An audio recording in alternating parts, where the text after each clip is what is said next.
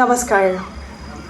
আমাৰ দেশ ভাৰতবৰ্ষৰ সৰ্বোত্তম উৎসৱ স্বাধীনতা দিৱসৰ এই শুভক্ষণত উপস্থিত হোৱা সমূহ সন্মানীয় সুধীবৃন্দ, বিশিষ্ট অতিথিবৃন্দ, মাননীয় প্ৰশাসনিক বিষয়া কৰ্মচাৰীসকল, সন্মানীয় শিক্ষক শিক্ষয়িত্ৰীসকল, মৰমৰ ছাত্ৰ ছাত্ৰীসকল তথা ভাৰতীয় সকলো নাগৰিকলৈ জনাইছোঁ আশীতম স্বাধীনতা দিৱসৰ অলেখ অযুত শুভকামনা।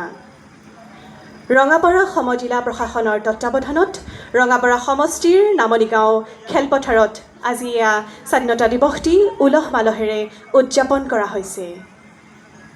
আজি 15 আগষ্ট।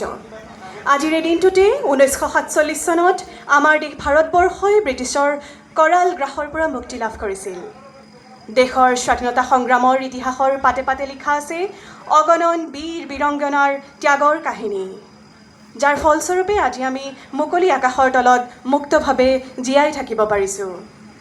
মহাত্মা গান্ধীৰ অহিংস সত্যাগ্ৰহ, নেতাজী সুভাষ চন্দ্ৰ বসুৰ অদম্য সাহস, ভগত সিঙৰ আত্মবলিদান, সৰোজিনী নাইডুৰ নেতৃত্ব আৰু শত সহস্ৰ বীৰ পুৰুষৰ ত্যাগেৰেই আজি আমি স্বাধীনতাৰ সুবাদত গদগদ। আমাৰ মৰমৰ অসম মাতৃৰ ভূমিপুত্ৰসমূহৰ তেজৰ বলিদান, আত্মাৰ বলিদান দিয়া গমধৰ কোঁৱৰৰ পৰা আৰম্ভ কৰি পিয়লি ফুকন, মণিৰাম দেৱান, কুশল কোঁৱৰ, ভোগেশ্বৰী ফুকননী, তৰুণ ৰাম ফুকন, নবীন চন্দ্ৰ বৰদলৈ, ফুলগুৰি ধেৱাৰ পৰা দৰঙৰ পথৰু ঘাটৰ ৰণলৈকে, গোপীনাথ বৰদলৈলৈকে প্ৰাণ আহুতি দিয়া, আত্মবলিদান দিয়া অজস্ৰ দেশপ্ৰেমীৰ কঠোৰ স্বাধীনতাৰ সংগ্ৰামৰ পৰিণতি আজিৰ স্বাধীনতা।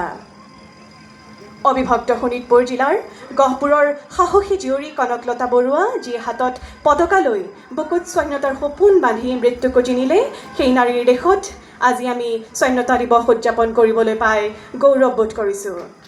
আমি স্মৰণ কৰিছোঁ ঢেকীয়াজুলিৰ সেই 11গৰাকী নিৰস্ত্ৰ শ্বহীদক, যাৰ মাজত আছিল তিলেশ্বৰী বৰুৱা, নুমালী, খাহিলী ইত্যাদি, যিসকলে তিৰংগা উত্তোলনৰ প্ৰচেষ্টাত প্ৰাণ আহুতি দিছিল। তেজপুৰৰ জ্যোতি বিষ্ণুৰ যি সংগ্ৰাম আছিল সেয়া আমাৰ বাবে গৌৰৱৰ ক্ষণ। সকলোকে পুনৰবাৰ স্বাধীনতা দিৱসৰ শুভেচ্ছা জনাইছোঁ। ইতিমধ্যে আমাৰ মাজত আহি উপস্থিত হৈছেহি আজিৰ স্বাধীনতা দিৱসৰ মুখ্য অতিথি ডক্টৰ ময়ূৰ পংখী বৰা ডাঙৰীয়ানী, শোণিতপুৰ জিলাৰ অতিৰিক্ত আয়ুক্ত মহোদয়া।